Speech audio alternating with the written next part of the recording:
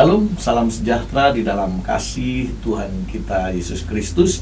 Sahabat Tirta TV yang Tuhan kasih dimanapun Anda berada, senang sekali boleh hadir di layar kaca Anda lewat acara Dia Jawaban. Seperti biasa, acara ini kita akan menikmati hadirat Allah lewat puji-pujian dan penyingkapan kebenaran firman Tuhan yang akan membawa kita kepada kebenaran Tuhan Yesus. Dan kali ini saya ditemani oleh sahabat saya, Pendeta Doni Susanto, Sarjana Teologi. Shalom Pak. Shalom. Ya. Beliau adalah gembala jemaat dari GBI Rising Star Community Gading Serpong dan Ketua DPA Departemen Pemuda dan Anak GBI Gereja Betel Indonesia seprovinsi Banten. Jadi selain gembala, juga ketua Departemen Pemuda dan Anak, dan memang masih muda ya. Iya.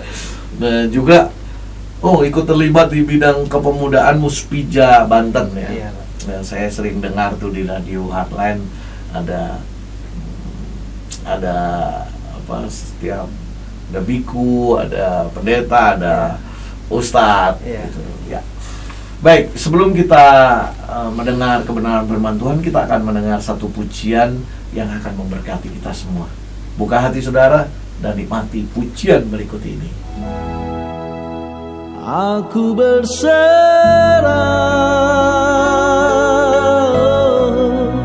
pada pengaturanmu,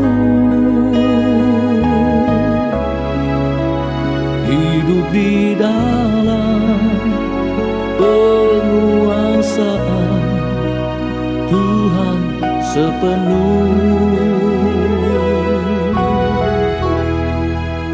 selalu turuti, selalu ikuti semua rencana dan kehendak-Mu, Bapa Surgawi. Semua rencana dan kehendak-Mu, Bapa Surgawi. Terpujilah nama-Mu, Bapa Surgawi. Demikian tadi satu pujian telah memberkati kita bersama, dan sekarang kita akan menikmati satu kebenaran firman Tuhan dengan tema generasi dahsyat. Tahukah saudara, umat pilihan bangsa Israel juga pernah mengalami masa suram di mana mereka dihukum oleh Tuhan, lantas dibuang. Mereka mengalami diaspora dan hampir mereka kehilangan satu generasi. Tapi Tuhan ajaib dan luar biasa. Tuhan pakai Daniel, Sadrah, Mesa, Abednego salah satunya menjadi generasi yang dahsyat pada masa itu, karena mereka punya roh yang luar biasa dalam cintanya kepada Tuhan, dalam pengiringannya kepada Tuhan, kesetiaannya kepada Tuhan, ketaatannya kepada Tuhan. Bahkan mereka bertaruh nyawa sehingga akhirnya Tuhan memuliakan mereka, generasi dahsyat ini. Dan mereka memiliki roh yang luar biasa, the spirit of excellence pada masa itu, sehingga akhirnya mereka terpakai di seluruh Persia dan di Babel. Nah, hari ini kita akan mendengar generasi dahsyat, generasi milenial yang diwakili oleh Pendeta Doni, dan kita akan dengar pemaparannya sesuai dengan firman Tuhan. Saya persilakan Pak Pendeta. Shalom sahabat Tirta TV. Saya percaya bahwa hari ini adalah satu kesempatan yang terbaik buat kita semua untuk kita bisa belajar tentang generasi. Khususnya hari ini kita belajar tentang generasi dahsyat. Kita di dalam Departemen Pemuda Anak GPI, kita mempunyai jargon bahwa generasi kita adalah generasi dahsyat. Apa yang dimaksud dengan generasi dahsyat itu? Kalau bicara tentang kata dahsyat, itu kita bisa mengartikan kata-kata dahsyat itu sebagai sesuatu yang luar biasa, yang hebat, di atas rata-rata, sesuatu yang melebihi satu batasan. Nah, kalau kita bicara tentang generasi dahsyat, kita selalu melihat konteks generasi dahsyat pada zaman sekarang. Kalau kata generasi itu kita pada umumnya lebih banyak mengacu pada generasi anak-anak muda, khususnya memang bagian di mana kami melayani tentang generasi untuk anak-anak muda. Nah, generasi muda untuk saat ini di Indonesia ini kita memiliki demografi generasi muda yang sangat banyak. Dikatakan 50% lebih penduduk Indonesia itu usia-usia produktif, Pak. Ya, jadi usia produktif di mana kita dilimpahi demografi generasi muda yang banyak, dan termasuk di dalamnya pasti generasi muda Kristen di dalamnya. Nah, apakah semua generasi muda di Indonesia ini benar-benar sudah menjadi generasi yang dahsyat atau generasi yang biasa-biasa saja? Nah, pada kesempatan kali ini kita akan sama-sama belajar apa sih dan bagaimana sih seorang generasi dahsyat itu. Kalau saya bisa memberikan satu poin untuk generasi dahsyat ini, ada 3 poin yang bisa saya sampaikan tentang bagaimana untuk kita bisa menjadi generasi yang dahsyat, generasi di atas rata-rata, generasi yang punya pengaruh, punya impact yang luar biasa, generasi yang menjadi harapan untuk satu bangsa dan khususnya untuk harapan gereja. Pertama, bagaimana kita bisa menjadi generasi dahsyat? Generasi dahsyat itu pertama dia punya connecting with God. Itu kita bisa lihat di dalam Mazmur 119 ayat yang ke-9. Jadi untuk menjadi generasi yang dahsyat mutlak dia harus connect dengan Tuhan, punya hubungan dengan Tuhan. Betul Sebab sekali. banyak anak generasi sekarang ya dengan gadgetnya, sehingga Tuhan itu mungkin diingat hanya seminggu sekali. Betul sekali. Jadi generasi yang dahsyat pertama cirinya dia mempunyai connecting atau hubungan dengan Tuhan with God.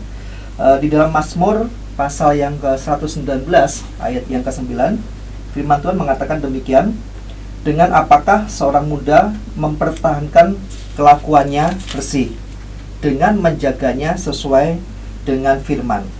Nah, untuk kita bisa menjadi generasi yang dahsyat, pertama kita harus connect dengan yang dahsyat. Siapa yang dahsyat itu? Yang dahsyat itu adalah Allah kita, yaitu Tuhan Yesus Kristus. Untuk kita bisa menjadi generasi dahsyat, langkah pertama adalah kita harus terhubung dengan sumber yang dahsyat itu, yaitu Tuhan Yesus Kristus. Saya bisa memberikan satu contoh begini, Pak. Ya. Ini saya membawa smartphone, ya. Smartphone atau handphone ini sangat canggih. Di dalamnya kita bisa tahu seluruh dunia, ya kan? Kita bisa bisa menjangkau dunia ya. Ya, kita bisa terhubung dengan dunia, kita informasi kita semua ada. Terus sekarang ini juga dilengkapi dengan aplikasi-aplikasi yang canggih sekali. Kita bisa mendeteksi kesehatan kita juga melalui handphone. Kita juga bisa tahu bahasa yang lain tanpa kita perlu belajar dengan di smartphone dan sebagainya. Dan pemirsa Tirta TV bisa nonton lewat handphone. Jadi nggak usah mindahin TV kalau ibu-ibu lagi masak, acara ini sedang berlangsung, mereka bisa aplikasinya ada ya. Salah satunya. Jadi smartphone ini ada canggih dan sangat berguna berguna sekali. Tetapi apabila smartphone ini baterainya habis dan tidak terkoneksi dengan internet, maka secanggih apapun smartphone ini dia tidak akan berfungsi dengan baik. Kalau baterainya habis dia akan mati. Mau dibuka kayak apapun tetap nggak bisa karena tidak ada arus kuotanya, pulsanya habis, pulsanya juga mati. Nah, supaya handphone atau smartphone yang canggih ini bisa berfungsi maksimal dan bisa dipakai, maka mau tidak mau harus terkonek dengan arus listrik, dengan sumber listrik. Nah, sumber listrik itu yang memberikan daya buat smartphone ini untuk bisa difungsikan, dan juga dengan jaringan internet. Ketika listrik sudah ada, internet juga ada, maka kita bisa menggunakan smartphone ini dengan maksimal. Tetapi bila tidak ada sumber listrik, tidak ada jaringan internet, maka tidak akan berfungsi. Nah, sama dengan kita sebagai anak-anak muda Kristen, generasi muda, untuk kita bisa menjadi generasi yang dahsyat, maka kita harus terkonek dengan sumber yang dahsyat, yaitu Tuhan Yesus Kristus. Luar biasa. Ini analogi yang logis ya. Jadi handphone kita secanggih apapun, keluaran baru pun, tanpa ada connecting dengan internet atau pulsa habis, Ini tinggal handphonenya aja yang canggih, tapi tidak bisa bermanfaat. Seperti kita mungkin ya, kita kaya, kita ganteng, cantik, tapi kita nggak punya Tuhan ya, kita banyak melakukan hal yang sia-sia. Betul. Ya, itu yang pertama, dia harus Ya. terhubung dengan Tuhan, dengan sang pemilik daya. Kalau handphone ini arusnya, ya, mungkin bisa dijelaskan lebih lanjut. Iya. Pertama, kita connecting with God untuk kita bisa menjadi generasi dahsyat, yaitu terkoneksi dengan Tuhan yang dahsyat. Yang kedua, untuk kita bisa menjadi generasi yang dahsyat adalah kita enlarge the capacity atau memperluas atau memperpanjang kapasitas kita. Kita bisa lihat di dalam kitab Daniel pasal yang pertama ayat yang ke-17. Kitab Daniel pasal yang pertama ayat yang ke-17. Dikatakan demikian. Kitab Daniel pasal pertama 17. Kepada keempat orang muda itu Allah memberikan pengetahuan dan kepandaian tentang berbagai-bagai tulisan dan hikmat. Sedang Daniel juga mempunyai pengertian tentang berbagai-bagai penglihatan dan mimpi. Kalau kita bicara tentang kisah ini, Daniel dan kawan-kawannya adalah pada waktu itu masih muda. Dan dia berada di negeri asing, di negeri yang dimana dia dibuang, Babilonia. Babilonia. Nah, tetapi ternyata pada masa-masa mudanya Daniel dan kawan-kawan ini tidak pasrah dengan keadaan, tidak meratapi dengan keadaannya yang sebagai seorang buangan, Tidak mengasihani diri, tidak mengasih diri, meratapi ini, tetapi justru dia ketika dia semakin dekat dengan Tuhan dan dia memperbesar kapasitasnya, dia terpilih menjadi orang-orang yang akan ditempatkan di dalam pemerintahan kerajaan Babilonia. Kalau kita membaca di dalam kitab Daniel ini, memang raja pada waktu itu mengumpulkan semua pemuda-pemuda dari seluruh negeri yang dijajah dan dipilih orang yang cakap, punya pengetahuan dan punya dedikasi Skill yang gitu lah. ya Punya kapasitas skill, yang kapasitas di atas yang- rata-rata. Betul. Ternyata empat anak muda dari Israel ini, Daniel, Sadrah, Mesach, Abednego masuk. Artinya dia mempunyai Di atas kapasitas ya yang luas. Untuk menjadi generasi yang dahsyat, maka mau tidak mau kita sebagai anak-anak muda Kristen harus memperbesar kapasitas kita, memperluas kapasitas kita, enlarge the capacity. Ya, dengan kapasitas kita luas, besar, maka kita punya kemampuan untuk bisa menginfluence, Yes. mempengaruhi dan memberikan dampak bagi orang lain. Luar biasa, sahabat Tirta TV, khususnya acara Dia Jawaban. Selain kita harus terhubung dengan Allah, sumber daya yang memenuhi kita, supaya kita juga memiliki the spirit of excellence, roh yang luar biasa. Kita juga harus memperluas kapasitas kita. Ya, ibaratnya Tuhan mau pakai, tapi kalau kapasitas kita cuman kecil, hasilnya juga tidak maksimal. Ya. Jadi persiapkan diri saudara, ya, para milenial, ya, bapak-bapak juga, bapak-bapak muda terutama. Persiapkan diri kita terus, memperluas kapasitas kita, belajar terus, sehingga kita dapat menjadi maksimal dan menjadi generasi dahsyat yang akan Tuhan pakai. Ya, tadi ada 3 hal, ini baru 2 hal. Iya.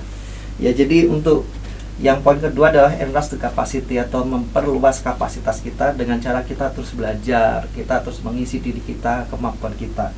Yang ketiga, yang terakhir itu bagaimana kita bisa mempunyai atau memiliki menjadi generasi dahsyat. Yang ketiga adalah impact and influence, atau kita menjadi dampak dan mempengaruhi. Itu kita bisa lihat di dalam 1 Timotius 4 ayat yang ke-12. 1 Timotius 4 ayat yang ke-12.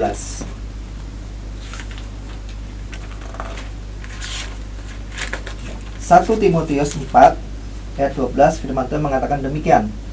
Jangan seorang pun menganggap engkau rendah karena engkau muda. Jadilah teladan bagi orang-orang percaya dalam perkataanmu, dalam tingkah lakumu, dalam kasihmu, dalam kesetiaanmu, dan dalam kesucianmu. Nah, yang ketiga adalah impact and influence. Artinya berdampak dan memberikan pengaruh.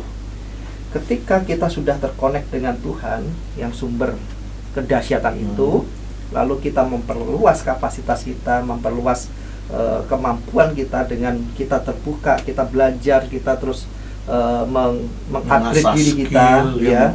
Nah, setelah itu baru kita menjadi dampak, menjadi berkat. Kalau kita punya kapasitas besar tetapi tidak kita fungsikan untuk kita melayani sesama kita, melayani gereja, melayani umat Tuhan, melayani orang-orang sekeliling kita, kita tidak bisa memberikan dampak atau pengaruh. Jadi kapasitas kita yang besar daripada Tuhan yang besar tidak akan termanfaatkan oleh orang di sekitar kita, tidak dinikmati oleh orang lain. Atau bahkan mungkin yang terburuk, kapasitas itu dipakai untuk hal-hal yang negatif. Ya, negatif. Ya. Makanya kalau kita lihat Pak, zaman sekarang anak-anak muda itu di berhadapan pada satu persimpangan.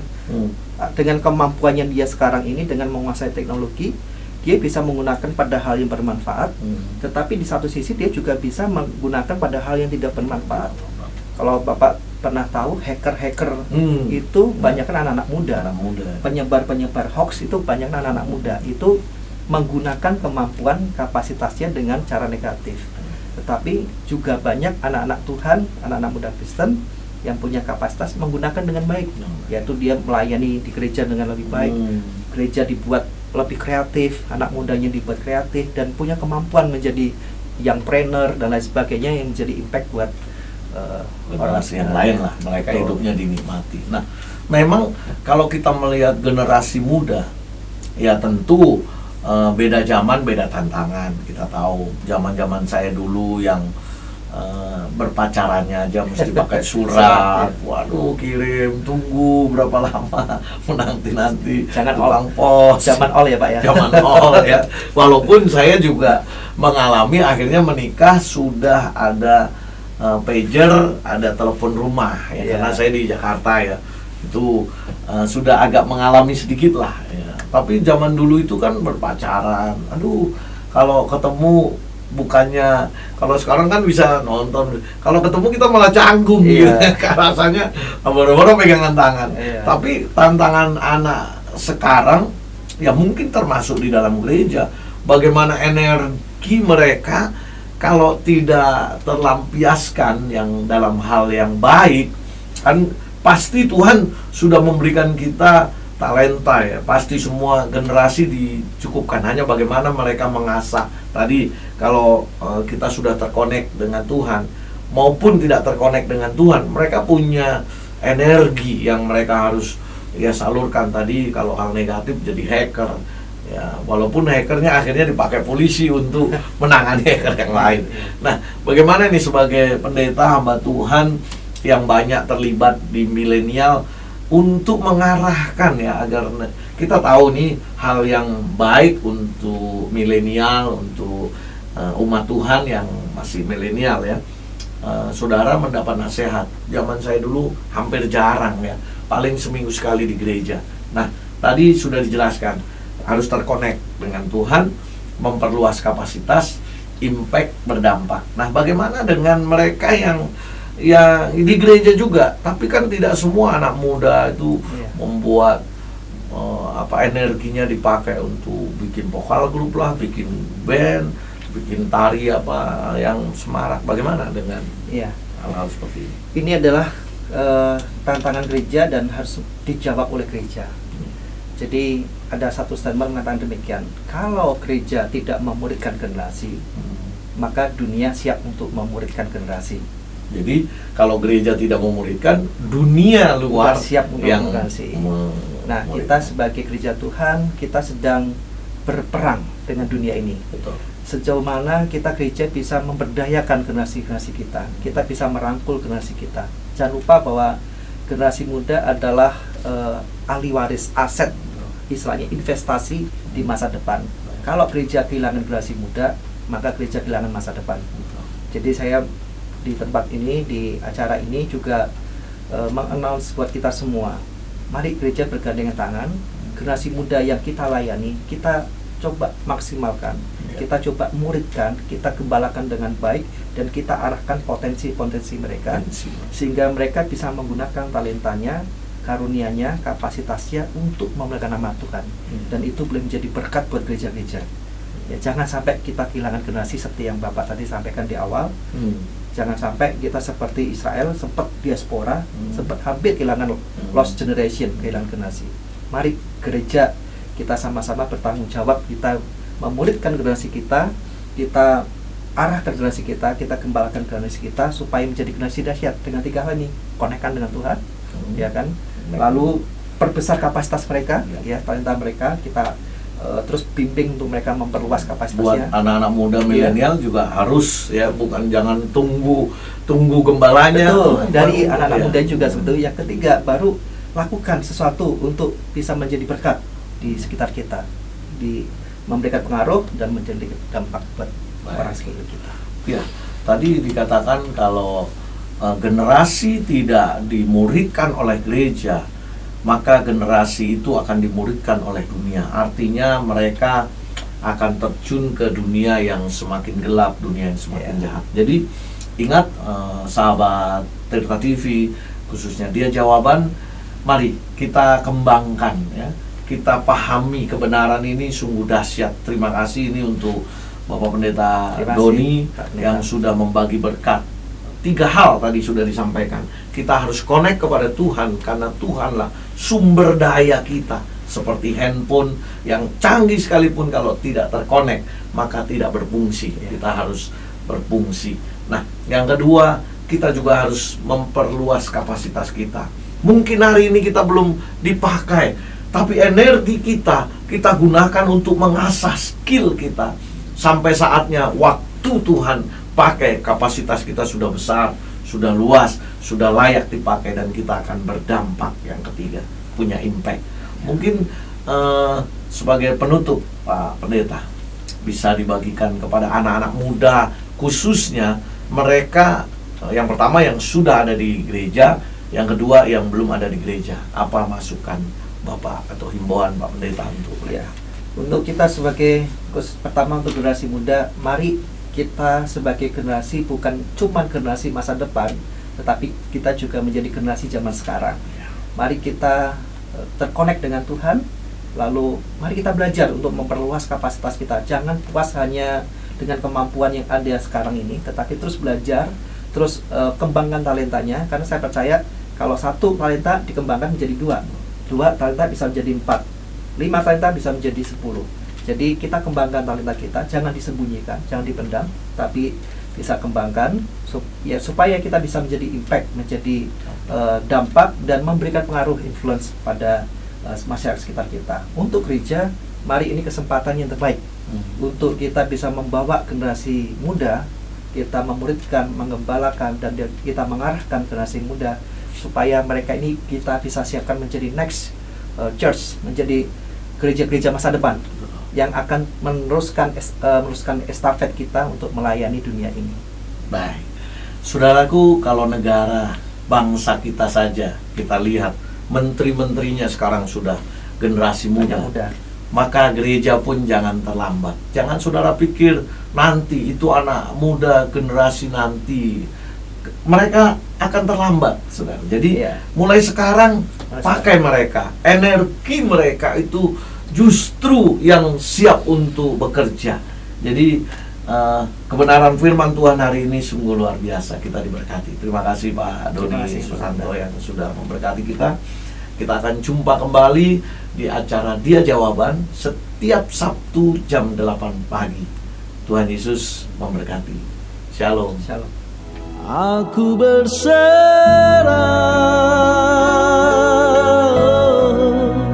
pada pengaturan-Mu,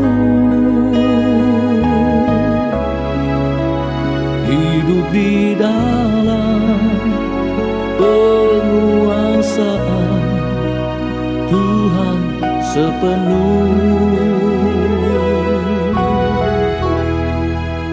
selalu turuti,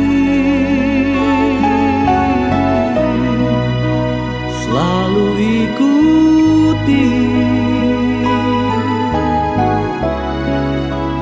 semua rencana dan kehendak-Mu, Bapa Surgawi.